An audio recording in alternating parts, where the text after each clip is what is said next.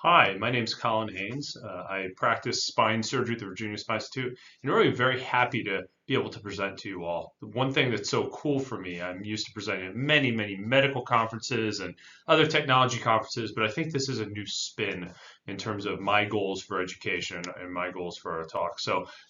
Feel free to reach out to me. I'll leave my contact information at the end of this presentation, but happy to be here and hopefully happy to spur some conversation.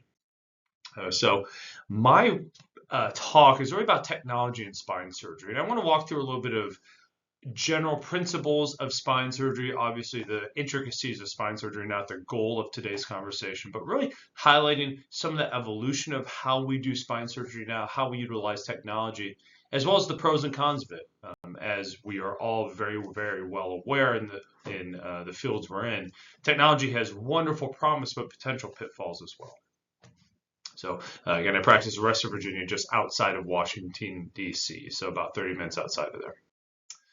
So general outline for today's conversation, I'm going to talk briefly about just some general principles of spine surgery, kind of the why we do it. And technology is really needed to do spine surgery in some avenue, largely based on just purely needing anesthesia to allow patients to sleep while we perform spine surgery.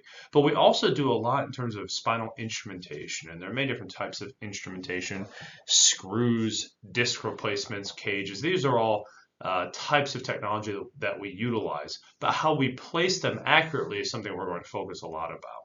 Part of that, we utilize plain x-rays, which are a single shot x-ray. We use fluoroscopy, which is more of a live x-ray, as well as CT scans, essentially a very high powered x-ray.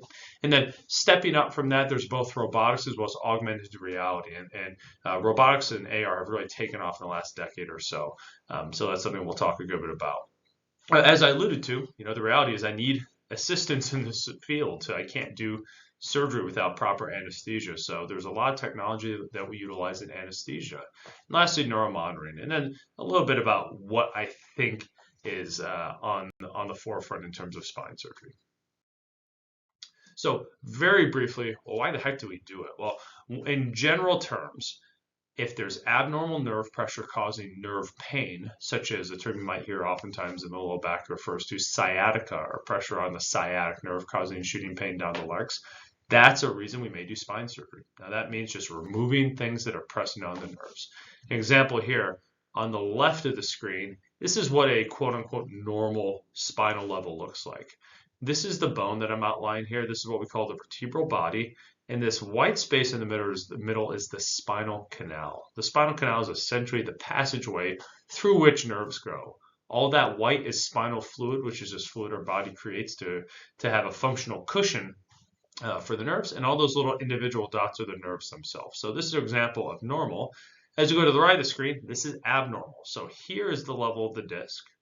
What we can see here is that there's a disc bulge that I'm outlining here. But it's not just that there's a disc bulge, there's also pressure from enlarged, thickened ligaments from joints in the back that have gotten enlarged. And essentially what that does is it causes nerve pressure. When someone feels nerve pressure, they can feel subsequent nerve pain, shooting pain, numbness, and weakness. So one of the reasons we do spine surgery is purely for nerve pressure. But another reason we do it is because the body is abnormally positioned. So here's an example of scoliosis. So on the left of the screen, someone who had what we call scoliosis, or that abnormal curvature of the spine, spinal canal, and all the bones and discs and joints. This is a big problem. As you can imagine, not only is that very painful having your spine being so tilted in a fixed position, but also you can get nerve pressure simply from that. If you imagine when the bones are stacked appropriately, there's lots of space. When they're squished like this and tilted off to the side, the nerves which exit the spinal canal and traverse these very narrow pathways around the bones, they can become pressed. So on the right, and here's a wonderful example of how I use robotic technology. I placed a lot of screws and used a lot of implants to help me realign the spine's posture. As you can imagine, this is a big undertaking. So technology really allows us to safely place these screws. And again, for this scenario, I used robotic technology, but I'll walk you through a little bit more why we do that.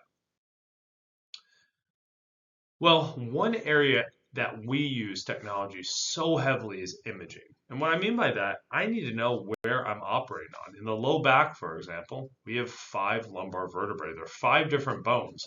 And when I'm in surgery, they all look about the same. Plus, I'm making very small incisions. So I want my incision to be perfectly localized over exactly what we're treating. So on the left, here's an example of what I did using an X-ray to localize the spot I'm doing surgery on. Again, if I'm looking down in the spine and I'm visually looking, I can't really differentiate this level versus this level. All the levels to my eye look about the same. So what I do is I place a tool in a certain spot, get an X-ray, and then it tells me exactly where I am, and I know the anatomy, I know where to go based off of that.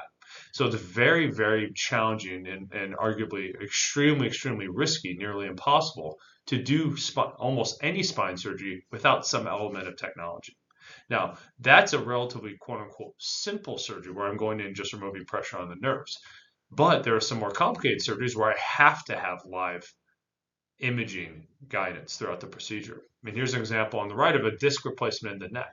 Essentially, this is a person who had nerve pressure where I put an implant in there that allowed mobility, but also took the pressure off the nerves and really replaced the disc. Replace the disc in the neck or low back, just like you can replace a hip or a knee joint. But when I'm doing this, I need live X-ray. And I need live X-ray, which is kind of the baby steps technology we utilize in the innovation of spine surgery. And I need it because I have to make sure that this implant is perfectly centered and perfectly located. And without X-ray, I really can't do that. So as I alluded to, imaging has been one of the areas of spinal technology that's really, really evolved and made things much more effective as well as less invasive nowadays. Now, what that starts with was plain X-ray. X-ray is a single shot image, almost like if hopefully no one here this happened to, but if you broke a bone and went to the emergency department, you take a picture and then they print it off on the screen and they give it to you. And someone reads it and says, hey, is the bone broken or not? Well, that's the initial steps we use for imaging, but the problem is that takes a lot of time.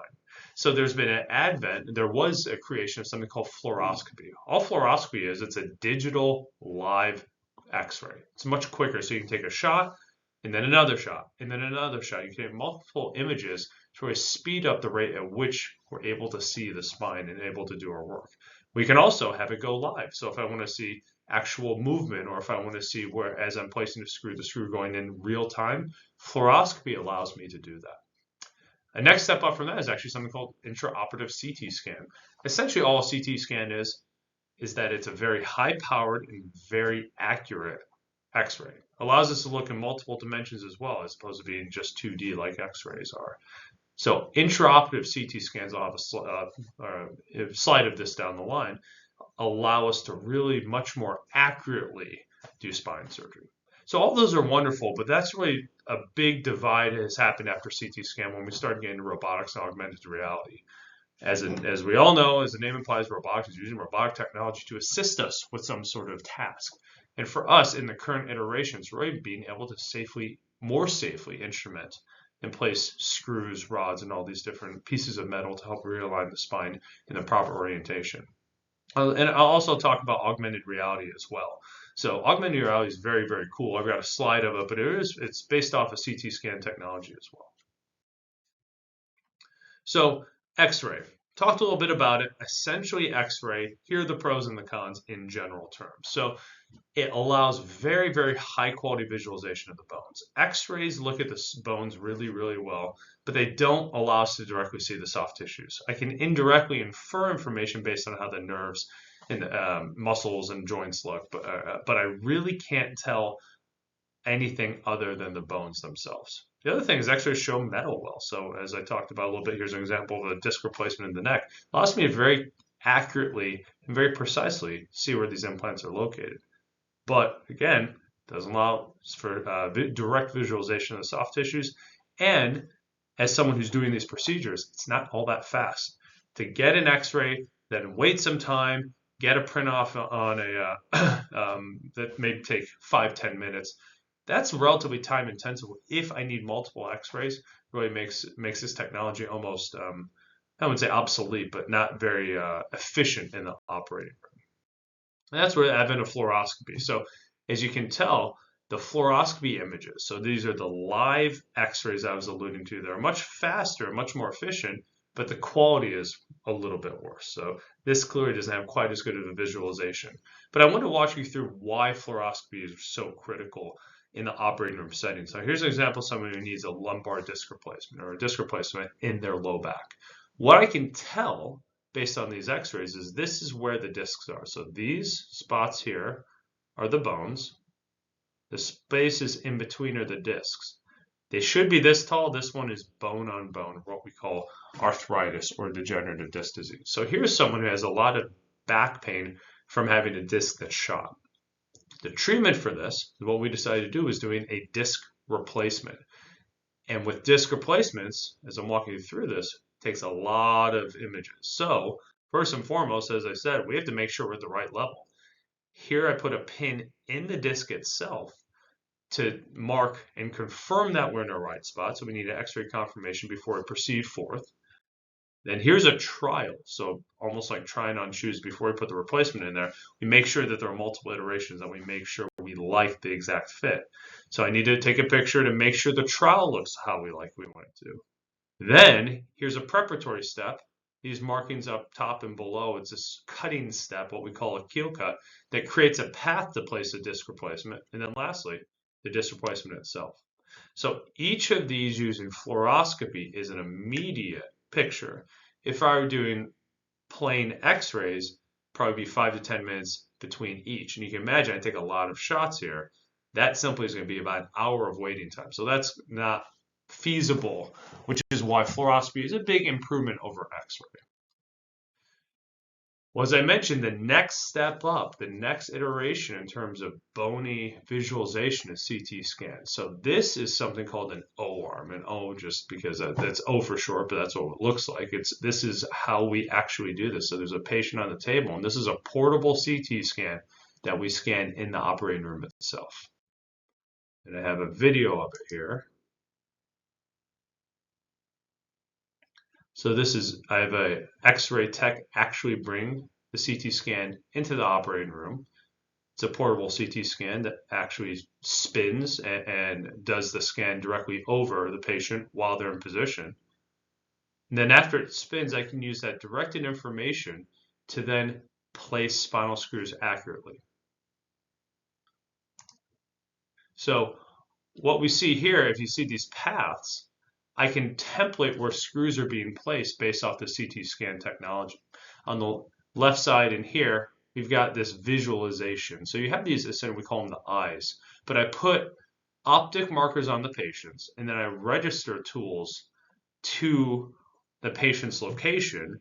And then as long as I have these beads aimed at this optic collector, then I can use those tools to create projections where my tools are going. It's really amazing technology. This has probably been around, 15 years, give or take. Kind of much higher levels of sophistication. But when I'm placing spinal screws down these very narrow pathways, I can get my my position on a 3D projection to a high degree of accuracy. So, pros and cons of intraoperative CT scan. Advantages is a huge step up from fluoroscopy. So this is a big improvement. And it's actually relatively quick.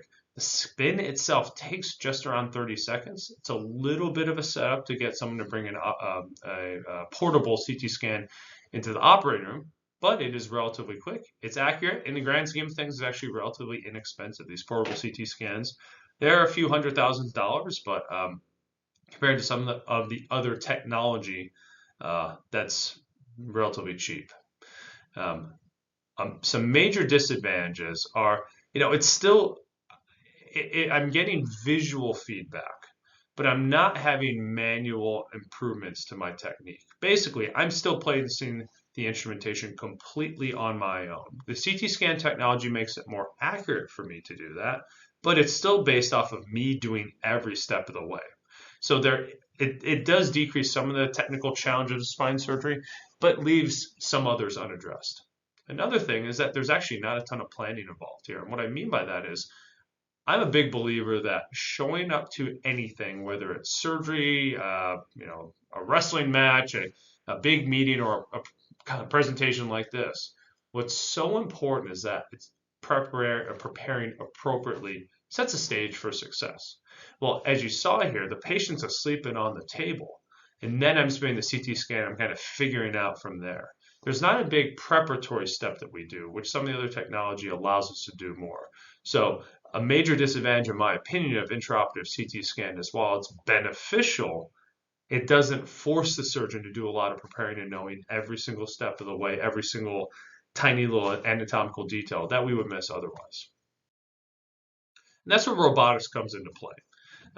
So for full disclosure, I do some consultancy work with robotics. There are a few different types of a few companies that produce this, but here's an example of one of the types of spinal robotics, and I'll describe it in a little bit. But this video is a pretty good visualization of it. So this is a robot that we literally roll into the room. It's floor mounted and it's actually very rigid.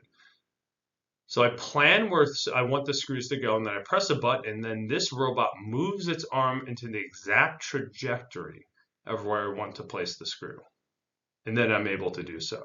So while the robot doesn't place the screw itself, it moves in an exact position to allow me to put a channel, put a screw or a drill directly down a very channel bone. So it's a huge step up because it does eliminate some of the human error element. So this is based off of CT scan technology. I like a couple of these slides. So here's another company that does spinal robotics, but the robots have advanced tremendously. So there's initially, we use this here. So something called the Spine Assist was a very, very, very early robot. It allowed us to very accurately place spinal instrumentation, but there were a lot of logistical challenges. There were a lot of time challenges as well. It wasn't fast, and it had a whole lot of negatives. So the first one that I actually used in my practice was this one here called the Renaissance. And it really looks like a Coke can. You kind of have this smaller robot that moves its arm very gradually and creates this little path, this small little channel through which I was putting spinal instrumentation. But we've evolved a lot to now include that navigation component, or what we do is, as I was describing with that arm, we basically put optical reference frames on the patient or on the robot itself. And then as I'm placing screws, it looks like I'm looking at a CT scan picture, and I can actually see exactly where those screws are. It's much faster, more accurate, and allows us to do a whole lot more accurate, less invasive spine surgery nowadays than we ever could before. So some of these slides are a little bit of an advertisement for the company, but it really is, it's tremendous technology. With robotics, the biggest principles for me is it allows, even as someone who I was trained to do spine surgery in a less invasive way, and I was trained to do spine surgery using my own manual techniques in and of himself, this makes me more accurate. This is much more accurate because we can go down to a millimeter or less of accuracy. Now, it's not without its potential negatives, and I'll talk about that in a little bit. But we've done studies in my institution on this, where we've found that actually spinal robotics, fewer complications, more accurate instrumentation, and overall what that translates into is patients doing better. So this is what the spinal robot looks like nowadays. It is also based off of CT scan technology. So you see that O-arm intraoperative CT scan in the background. But what we can actually do is I'm looking on a screen, you can see here, and I can visualize the exact trajectory of where these screws go, even though I'm not able to see the entirety of the bone. This is major advantages for something what we call percutaneous spine surgery. Percutaneous basically means small incisions and placing screws. The whole purpose of screws is really to allow us to realign the spine and hold the spine in the proper position to get it to fuse or heal in its proper orientation. But once upon a time, this couldn't be done in that percutaneous fashion. Essentially, in order to place the screws, I need to strip all the muscle off the spine, and that just plain hurts. But if I have a spinal robot, and I have the CT scan technology, I can actually just look up at a screen and guide screws to be placed in the proper orientation, so with much less muscle disruption, and what that translates to is just much less pain and much better function long term for patients. Well, as I mentioned, screws fit into the bone so that we can stabilize and get it to heal, but we also have rods to connect the dots. Basically, if we put screws in the back, but we don't have rods to connect point A to point B, screws don't really serve any major function. By placing rods in the spine, that allows each bone to be attached to one another to subsequently heal in the proper position. Well, what we do with the spinal robotics and what makes it so accurate is it's called segmental registration. Essentially, look, you got five vertebral bodies in the low back, and we're able to register each of them independently. So if one were misregistered, the other one would still be independently registered. Basically, increases its accuracy. Here's some of the technological stuff that is so critical in terms of having appropriate robotic functionality. And when I'm doing this, I mentioned the planning step. Robotics forces you to plan, which I think is one of the biggest strengths of robotics in general. What I'm doing before any surgery, I'm doing spinal robotics. I'm looking at a CT scan, and they're very, very narrow channels of bone that I can place these screws in. I'll show you an image in a second, but in here, that's where all the nerves are. I need to keep my screws way the heck out of that position. In the front, you've got blood vessels. I need to keep them far away from that. And on the side, you can have the nerves, the blood vessels, you have kidneys in the area. Each screw that I place has to be a perfect bullseye. Sometimes, as patients have significantly degenerative backs, lots of arthritis, sometimes those bullseyes could be hard to hit without spinal robotics or some other navigation component. And that's where all of this additional technology helps me, is I can place screws in scenarios that could be very, very challenging otherwise. When I'm doing this procedure, I plan exactly where I want to place the screws. I can rotate them side to side, up and down. I can make them bigger. I can make them smaller. And robotics allows me to completely customize someone's spinal instrumentation and their spinal construct to exactly what their body needs. Well, some other steps here, something called interbody. So, probably didn't catch it, but there's a slide for that patient with the big scoliosis surgery. What stands out the most are all these screws and rods in the back. But also, we have some cages in the front. Cages, or what we call interbodies, basically take the place of the old disc, hold it in the proper position, keep it in that proper position, and restore height to increase healing rates. Well, we can actually do that robotically. When we're looking at this, here's a cage right there. So it's a spacer, a piece of metal in between the bones, and I can place these robotically to make them more accurate. Now, here's another example of a cage in that position. One additional factor that's pretty cool is a lot of the power robotics really is in this pre-surgical preparatory phase of pre-surgical planning. On the left of the screen here, this is me doing what we call that percutaneous case, or making multiple tiny little back incisions to put very large spinal instrumentation into place. Well, I can plan it so that they're all the skin incisions, all these little tiny tiny incisions line up in a nice smooth line. Robotics allows me to plan not just what we do to the bone, but also allows me to plan what we do to the skin. Furthermore, some of the power robotics is that we can really plan how much correction we're going to achieve, how straight we can make the spine. There's a certain type of software that gives me basically predictions of saying if I remove this bone or I do this sort of implant, how much correction, how much mobility would that give the patient's spine. So this has significant power for predictive analytics as well. And some of the actual steps of this, well, it's based off CT scan technology, but there are many, many different steps that are needed. And one of the ones I just want to highlight here is basically we create a no-fly zone. We get this 3D topographical map with the robot. One of the first steps is we're saying, where is the patient? So what we do is we attach a robot to the bed or to the floor, and then we attach it to the patient to make sure there's no shifting of the patient.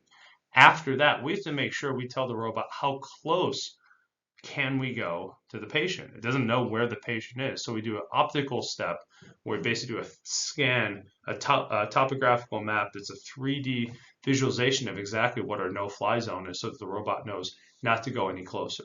Now, in terms of pure physics, we want to get that arm relatively close because stability is everything. The closer to the patient, the more stable the robot's going to be. But we do need to define how close is safe and how close is risky. So step number 1, create that 3D map. Step number 2, take a couple of x-rays to register the patient's preoperative CT scan. The preoperative CT scan allows us to see a very high definition, very specific visualization of the bone, but when we put the patient on the table, they may move. Well, I mentioned that segmental registration, or basically being able to register each disc and each level in the back. We use X-ray to help do that. So we take a live X-ray to define where each bone is positioned, and then we can subsequently do the surgery. And here's that segmentation I was describing, where if one bone is shifted on when the patient's actually in the operating room, it doesn't matter because we are able to register bone by bone as opposed to whole spine segments. And again, here's that inner body work we were describing before. So if you look on the right of the screen, you can basically take a look to see where my tools are in the disc using spinal robotics, and then also place these cages using spinal robotics. So it's safer in many avenues because I know exactly where the tip of the tool is. I know that I'm not getting near the big blood vessels. I know that I'm staying exactly in the proper orientation, but I don't have to take live x-rays during the procedure, so there's some efficiency workflow benefits as well. So in general, what are some of the advantages? Well, as I mentioned, it's very, very accurate. And when done properly, spinal robotics really gives us improved outcomes. This is what multiple scientific studies that we've done have shown. It forces us to do preoperative planning, in my opinion, to do MIS, or what we call minimally invasive spine surgery. It's far improved using spinal robotics because we're able to very accurately place these screws without having to see the spine itself and strip all that muscle off. Now, on the flip side, there are some disadvantages. Screw mount position is a big one. So patients can move on the table. If a surgeon is to bump the patient, if sometimes patients may start coughing from improper anesthesia, if there's any movement of the patient, what that can do is that can shift the patient and then the robot won't notice it. So screws can be inaccurate if there's any patient shift. Basically, patient moves 2 millimeters to the right, the robots probably may not detect that. So all the screws may be 2 millimeters off to the left inaccurately. That's clearly a huge, huge, huge negative. So that's one of the biggest, and I would argue the biggest, is that if we're too reliant on spinal robotics and not using our own techniques and not using our own checks and balances, we could be deceived. Another one, disadvantage cost. It's expensive. Robots are about $1 million a pop. So when hospital systems are looking at incorporating spinal robotics, that's something they have to factor in. That's not inexpensive. And increase in surgical time. All those steps about doing the registration, creating the 3D no-fly zone, simply just rolling the robot into the room, those all take some additional time. So that's another thing logistically that we need to factor in. Well, next is augmented reality. Augmented reality. This is pretty cool stuff. Just to show you that I actually do this, I've got a picture of me here. This is me placing spinal instrumentation using augmented reality. This is what it actually looks like. So augmented reality, just like robotics, it's using CT scan technology. We get a CT scan of the spine, and then we're able to make projections of what the spine looks like based on the CT scan. But the difference between this and spinal robotics is it's really cool is that when we look over, if I'm using these augmented reality goggles and I'm looking elsewhere and I'm not looking directly over the spine, it looks like a complete pass-through. I'm not seeing anything. But then when I look over the spine itself, over the region of interest, I see a projection of the spine. So essentially, it's like, I could see the actual outline of the spine, but then I get a couple of projections as seen here in these squares that pop up on my glasses. So here's an example of what that looks like.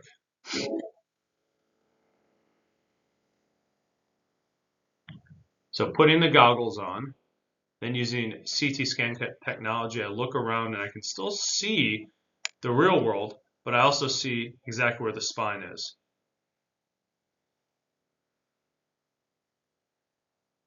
This is me putting, or this is an example of drilling into the bone into these very narrow channels to put spinal instrumentation.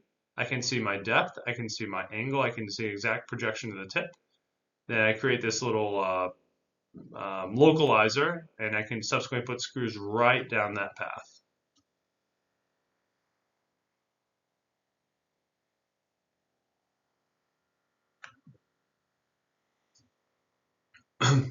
And that was our study that showed 99.1% accuracy, which is much higher than just using human manual techniques. And you can repeat this as needed. So just another example for repetition. Drawing a path down a very narrow spinal channel very safely. If you're too close to the middle, you can hit the nerves. If you're too far out the front, you can hit the blood vessels, and that could be a life-threatening event. So, very, very important to be extremely accurate.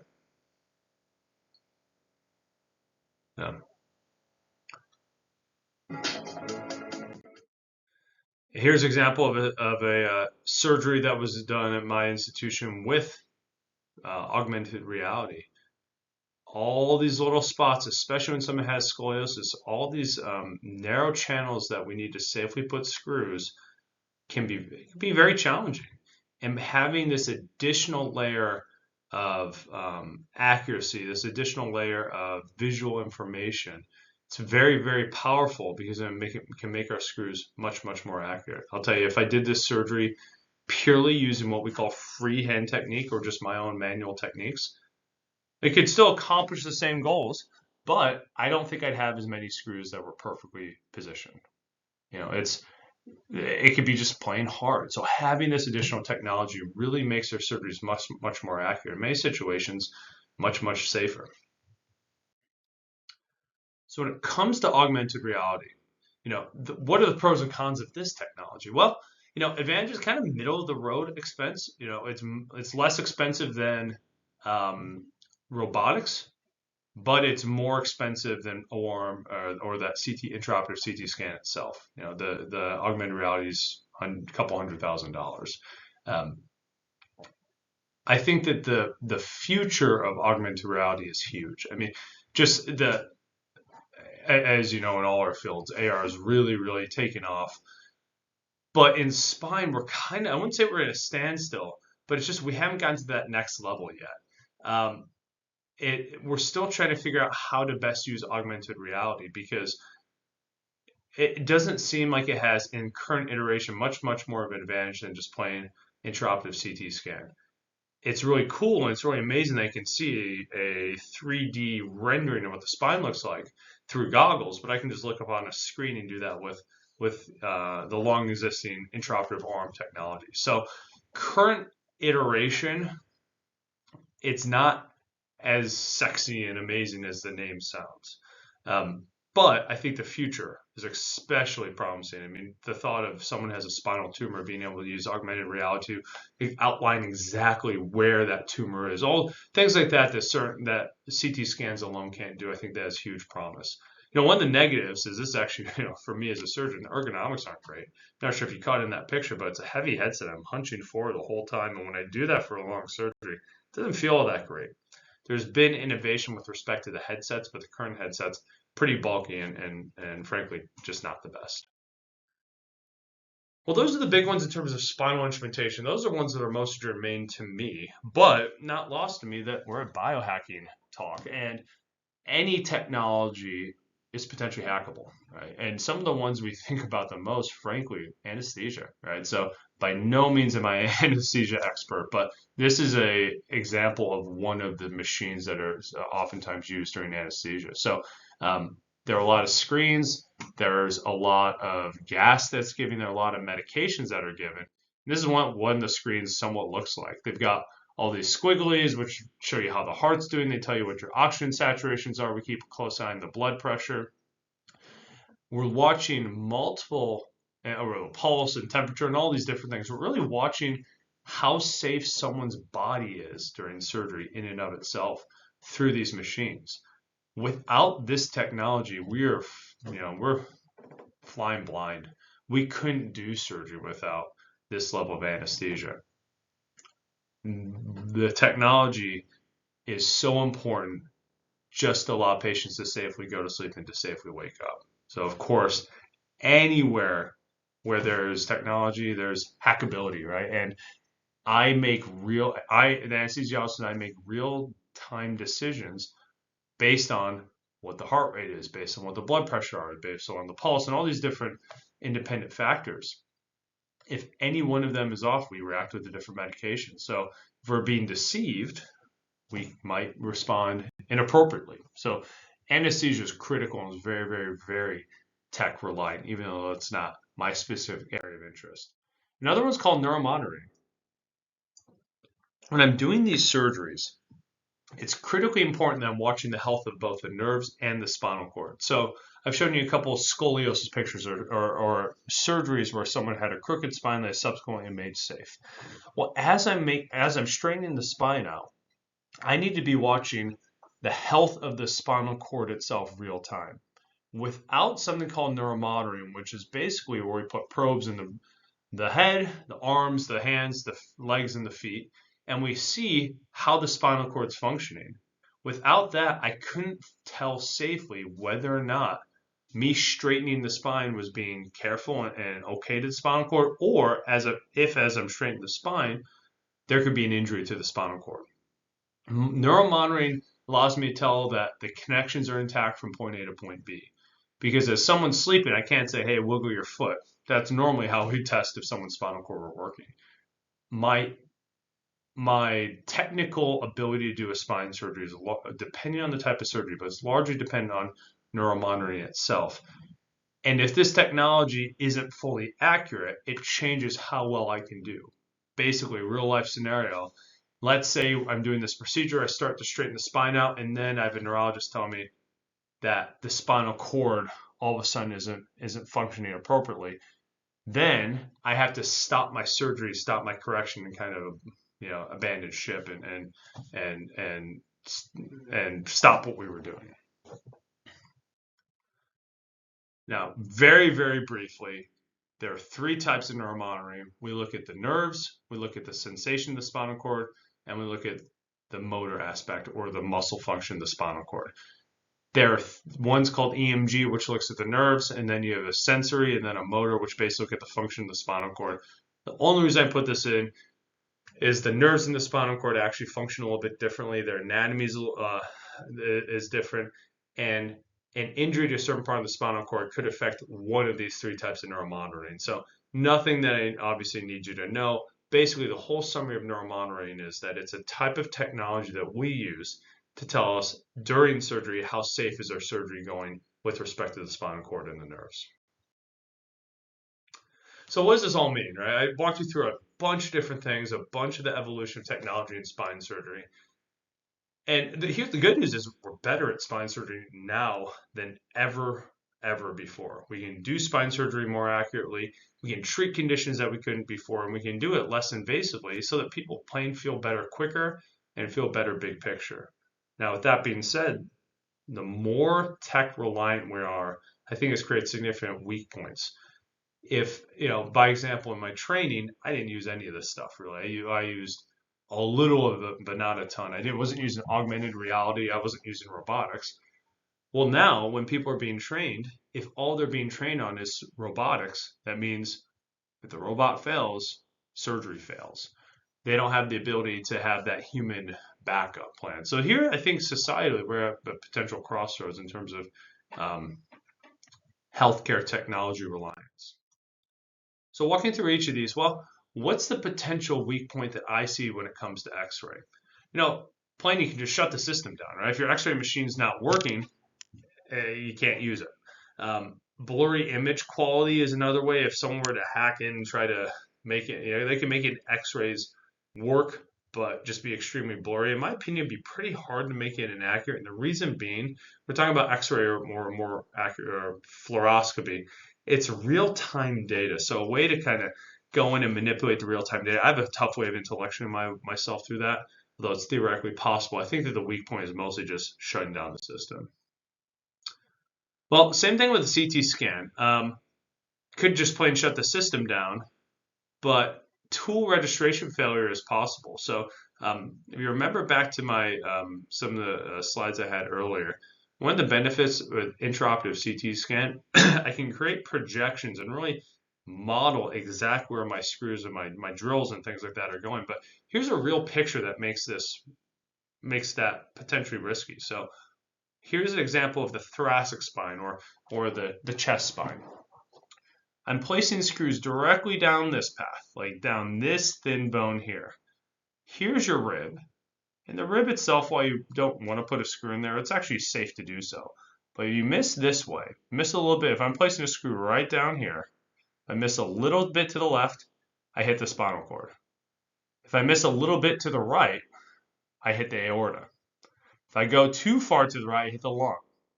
So point being, miss left, patient could be paralyzed. Miss right, the patient could die in the table from bleeding out.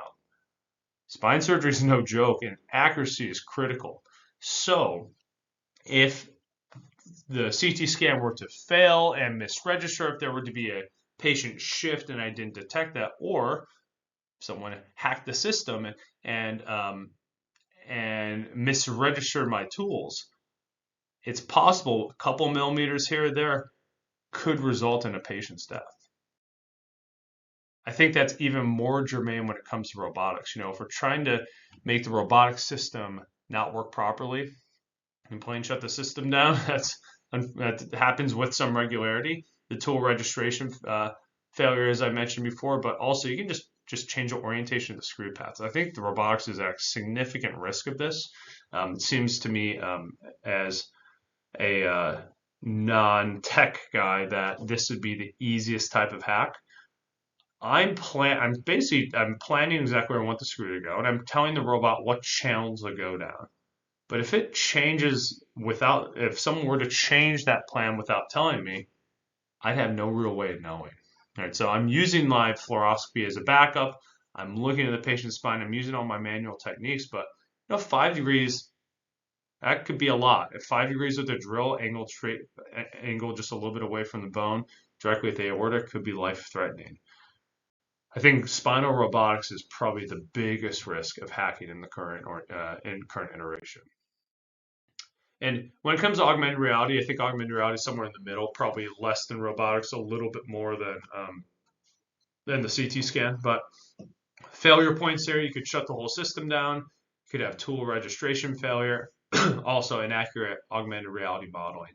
If it's giving me a false picture, which is very doable if it's telling me I'm at the wrong spot, even though I'm at the correct one, or it's telling me, more importantly, if it's saying, hey, you're at the right spots, but it's completely off, I could miss a screw, I could miss a drill placement, and that's when you could hit a big blood vessel, hit the spinal cord, and cause some real damage. So in general, I walked through a lot of things that we're doing in spine surgery. I think that a lot of our future goals are really to make automation increase for robotics. Currently, what we're doing with robotics is we're basically just using it to place screws, but soon I think we'll be able to use it to remove spinal cord tumors, to do spinal realignment, but also, I'm not sure if you noticed it, but basically it's creating the path for me to do my drilling, and then I'm still doing the drilling with my hand. I'm still placing the screws down with my hand. I think we're not all that far away from when we guide the robot to do all those steps. So minimizing some of the potential human error. Augmented reality, as I mentioned before, the technology is amazing.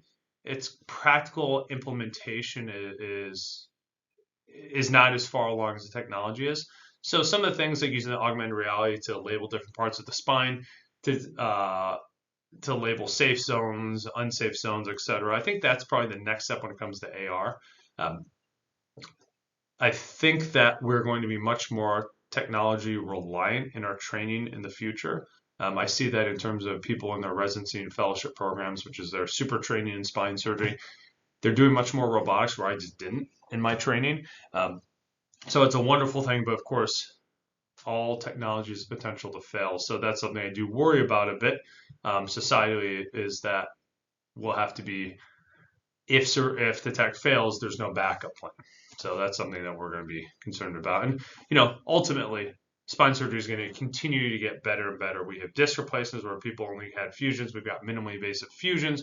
We have all these wonderful treatments like endoscopic spine surgery that allow us to do the same procedures, but be much better because we get better postural realignment. We're much safer to the muscles. We're much safer to the bones. We're also just getting the job done better so that people get back on their feet much faster and more completely than ever before. So thank you so much for having me. This is a really cool talk to give. It's really interesting to be able to talk to a non-medical focused group. My contact information is here. Feel free to reach out if you need anything at all. Thank you very much.